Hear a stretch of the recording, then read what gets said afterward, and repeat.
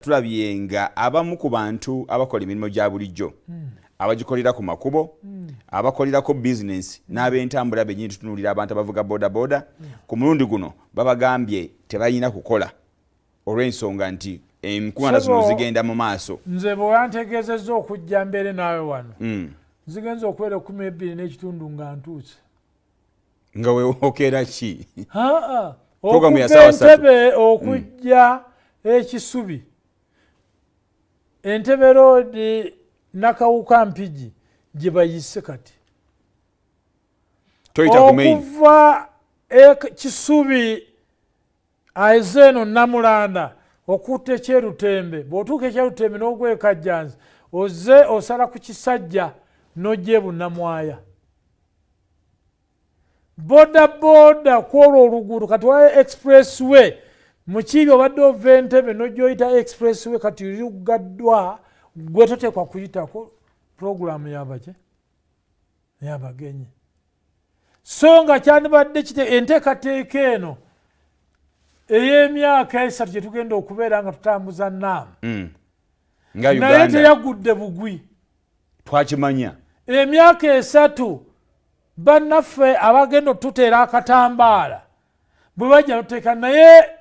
amataala g'oku nguudo n'olunaku lw'okutaano babadde bakyayiwa concrete ow'empagi mu kiro badde bagasimba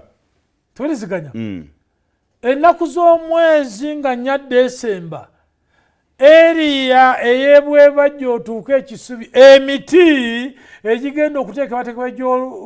olukuŋŋaana lwe gyasimbiddwa egy'amataala emiti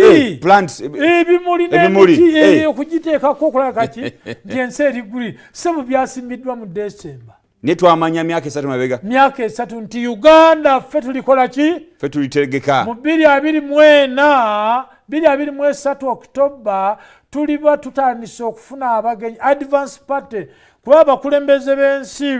babana bajja balina abasooka okujja tugamba nti kati bazze nabo olwaleero mu January ono balina abakesi baabwe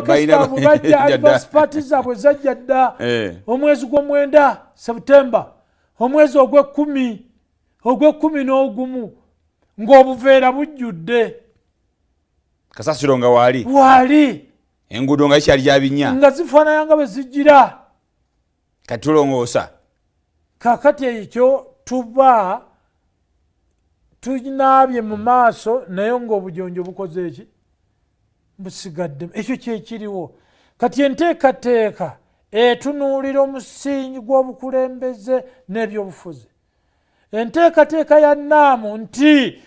tuleke kubeera mu ddaala liri eri abannaffe babbingwa okutunuulira naye naffe tubeeko enteekateeka erabika ng'eyo yetutunuulira okubeera bannansi abayina omuzinzo ogwegasa nga tuwumbawumba akadde katugenzeeko era mu kuwumbawumba kuno kuba kukulaga nti okuwumbawumba kuba kuyina okutunuulira baminisita aba foreign affairs bagenda kusigala zino sabbiiti 2 abakulembeze b'Uganda bajja kutambula naye enkuŋŋaana 1964 baministers aba foreign affairs olwaleero baatuula era Uganda bwe yagenda Cairo Egypt ekimu ku ebyo ebyayogera badelegesi ba Uganda twayina ekigambo okusomoozebwa kw'aba refugees okuva e Congo okuva e Rwanda okuva Burundi okuva e Sudan era ekyo kyamaliriza nga wateereddwawo olukiiko Second Sessional Council of Foreign Ministers of Organization of African Unity kati African Union kakati mu ekyo ne bagamba bano baminisita kiki ekyalina okukolebwa ne bakubaganya ensonga era ensonga ezo bazigenda okubaganyizibwako tiimu eyo yatunuulirwa ensi 10 ne ziwa kubanga balina ekigambo okusomoozebwa kw'aba refugees. Ensi ezo 10 mwalimu Uganda, mwalimu Tanzania, twalina ekigambo kya Burundi, twalina Senegal, twalina Congo, twalina Tanzania, Cameroon era olukuŋŋaana kw'ensonga eyo lwatuula Uganda. oba tunaba nenkuŋŋaana endala naffe ziyinza okutereeza ebintu tusibwe akadde katugenzeeko kiri olwa summit eyali May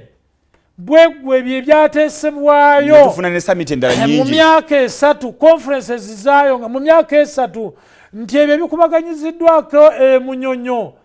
emyaka 3 zino ensonga eza Senegal zeeyogeddeko eza Algeria zeeyogeddeko tugende egundi tuzogereko Uganda olwaleero bagenda okujja nti tiimu ya secretariat yaabwe egenda okulaga nti ensonga ezikwanaganya ku nsi 12 n'ezino ensi 15 okusomozebwa kwayo nga bwe tulina okusomozebwa kati okw'amabanja tulina amabanja tikiva ku ki bannayuganda beewola amabanja okuva mu bamemba bano naye ensimbi ezajja okuba nga ziteekateeka ebyuma bya kasooli emawogola ne zigenda ebusoga ne zigenda ebuluuli ne zigenda ebunyolo bamaliriza abanene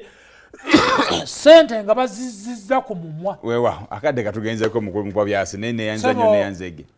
weebale nnyo weebali eddala weewaawo okujja wano kubaganya birowoozo nti wetugwira mu ddubi si gamba kuwola kata gavumenti si butasiima naye betutugwanidde okukola tubikole naye ebiseera ebisinga betugwanidde okukola abanene si bibakola ki weewaawo omulabi wa telefayini yaffe tukwebaza okuba nti badde naffe olunaku olwaleero akatusuubire nti abavunaanyizibwa ensonga muziwulire bulungi oba oli awo wabeewo ebikyuka ate twongere okuba tufunamu mu nkuŋŋaana nga nze Maurice Mukibe Mugave sigala ku telefayini yaffe aye Katonda kuuma masomogi